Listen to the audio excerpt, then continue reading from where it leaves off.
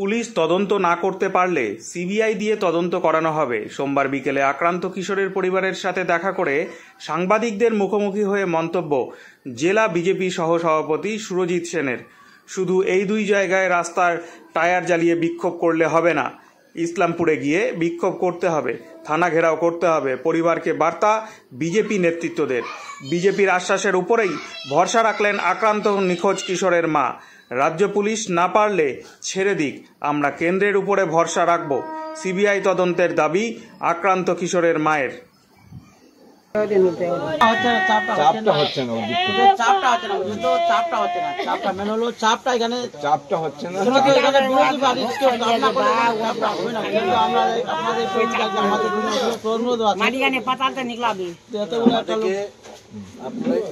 MP কে বোধহয় phone করছি আমি করছি এমপি আমাকে আমরা এমপি আমাদেরকে পাঠাচ্ছি এমপি একটু বাইরে গেছে তো আমরা এখান থেকে নিয়ে যাই এমপি কে রিপোর্টটা দেবো আর রাজা এমপি দ্বারাই আমরা প্রশাসনের লেভেলে যেটা যেতে হয় আমাদের যে বিরোধী দলের নেতা যে শুভেন্দু অধিকারী ওনার কাছে ব্যাপারটাকে পাঠাবো।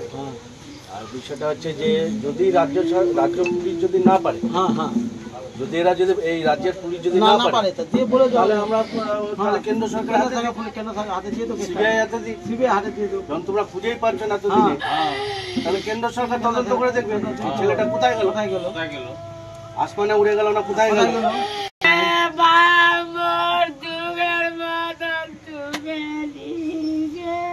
সেদিন থেকে একই রকম কি করবো, ছেলে আছে না, একটা ছেলে চলে গেছে দিয়েছে ওকেও ছাড়ছে না।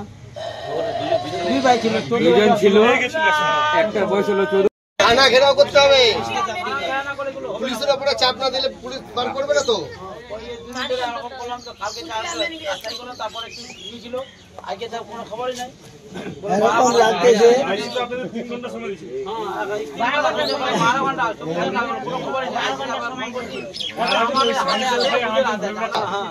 খবর তো ইসলামপুরে নিয়ে যেতে হবে, ইসলামপুর করতে হবে, থানাতে যেতে হবে, মাটিকুন্ডে ওরা আসবেও না, খবর হয় না কিছু। আসামিকে ইতে হেরাতে দেওয়া হয়েছিল, এরকম লাগছে যে যেরকম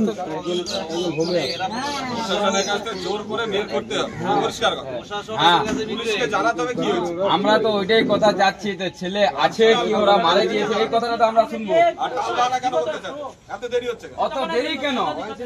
কালকে আমরা মাটিকুন্ডায় করলাম, টায়ার আগে জেলা পুরো ঝর্ণায় আইসি সাহেব আসে আমার কাছে একটা সময় নিল, 10 ঘন্টা সময় দেন, আজকে তো কোর্টে করবে, কাল সকালে তোমরা পেয়ে যাবে। কিন্তু আজ অব্দি খবরটা আমরা পেলাম না।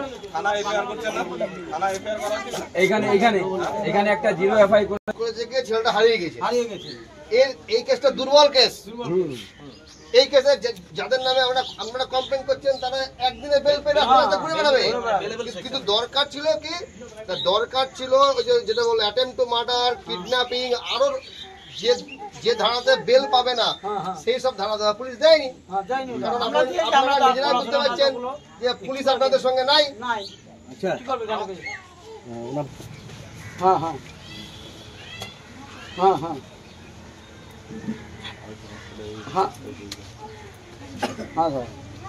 একটু এটা বলেন যে তারপর এতগুলো 2 দিন রিমান্ড হয়ে গেল ছেলেরা নিভাবে, এখনো কেন পুলিশ প্রশাসন কিছু বলছে না, কি করছে না করছে?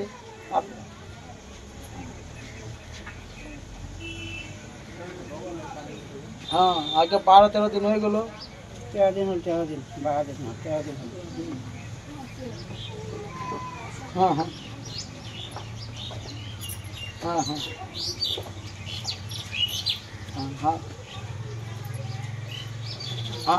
আপনার নম্বরটা আছে আমার কাছে।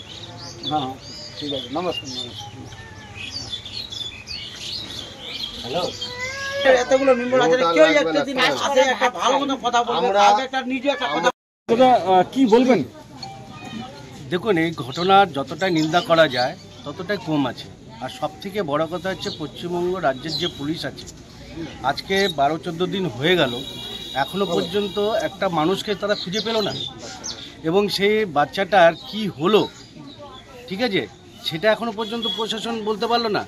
তাহলে আমি ধরেই নেব যে এই বঙ্গের প্রশাসন বাকি সমস্ত কিছুর মধ্যে এখানেও ফেলুয়া।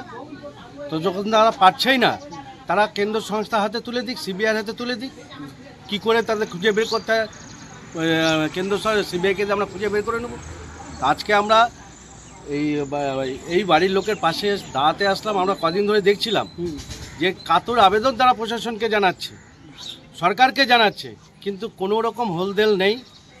আজকে এই ফ্যামিলিটার যা অবস্থা, এর আগে শুনলাম নাকি ওনার এক ছেলে মারা গেছে, এখন এই ছেলে গেছে, এক ছেলেকে পাওয়া যাচ্ছে না, আর এক ছেলেকে পুলিশ আটকে রেখে দিচ্ছে। এখানে বাবা মার যে অবস্থা আছে, মানে দেখেও তো একটা মানুষের মায়া মমতা বলে তো কিছু জাগে। গতকাল আমাদের সংসদের কাছে এনারা বলেন, আবেদন রাখেন, সংসদ আমাদেরকে পাঠালেন, সংসদের পরে হয়তো একদিন আসবেন এখানে। কিন্তু আমাদের সবথেকে কথা হচ্ছে যে এই ফ্যামিলিটাকে বিচার কবে পাবে, যার জন্য আমরা এই সংসদের সাথে আলোচনা করে আমরা দাবি রাখবো যে রাজ্য প্রশাসন যখন এখনো অবধি খুঁজে বের করতে পারলো না, তাহলে পুরো মামলাটাকে সিবিআইয়ের হাতে তুলে দেওয়া হবে। আপনারা সিবিআই তদন্তের দাবি করছেন? অবশ্যই, যখন রাজ্য প্রশাসন এখনো খুঁজে পেল না, একটা বাচ্চা ছেলে কলকাতার বুকের থেকে, যেখানে কলকাতার সদর থেকে মুখ্যমন্ত্রী যেখানে থাকেন, যেখানে স্বরাষ্ট্রমন্ত্রী থাকেন, তার বাড়ির সামনে থেকে যখন সেই বাচ্চাটা হারিয়ে গেল বা বাচ্চাটাকে পাওয়া যাচ্ছে না, কোথায় গেল প্রশাসন এখনো অবধি খোঁজ দিতে পারলো না, তাহলে সেই ক্ষেত্রে তো আমরা বলবো যে রাজ্য প্রশাসন ফেলুয়ার হয়ে গেছে। কেন্দ্র সংস্থা দ্বারা এটা তদন্ত করা হবে। পুলিশ তো অভিযুক্তদেরকে গ্রেপ্তার করেছে।